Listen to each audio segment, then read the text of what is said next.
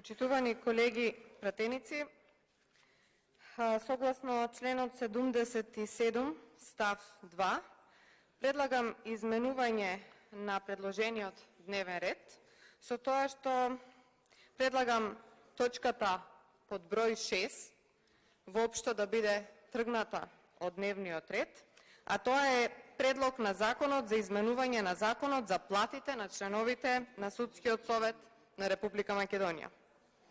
Почитувани пратеници и почитувани граѓани на Република Македонија, навистина е срамно во најголемата криза некогаш во која што се наоѓа Република Македонија, денес на дневен ред да имаме ваков еден предлог. Впрочем, со овој предлог на закон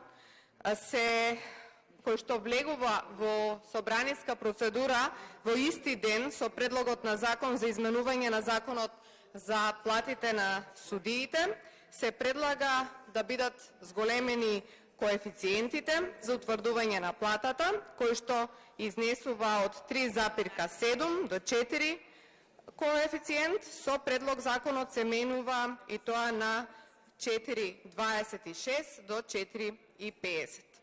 Според последниот годишен извештај на Судскиот совет за 2021 година имаме 13 именувани лица како членови на Советот.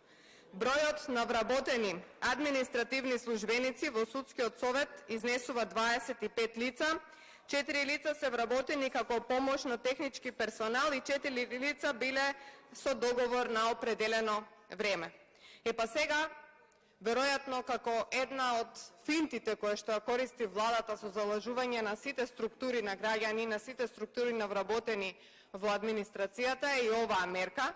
И има една позната изрека која што вери: не им верувајте на данајците кога ви носат подароци. Ова исто така излегува, затоа што активната блокада во собранието важи. И добро е позната на владата и на сите членови на владата дека еден ваков предлог на закон е скандалозно да помине сега во моментот, кога во исто време одбивате намалување на акцизи, одбивате намалување на ДДВ. Навистина е срамно веројатно да се наоѓа човек во вашите редови кога гласавте против овие предлози на закони кои што ќе важат за сите граѓани на Република Македонија, а овој предлог на закон важи само за определена фела на членови на Судски совет кои што не знаат што да прават со своето работно време. Извештаите ги доставуваат ненавремено и во истите се гледа само едно катастрофално ниво во кое што се наоѓа судството. Со ова не може да се покрене довербата на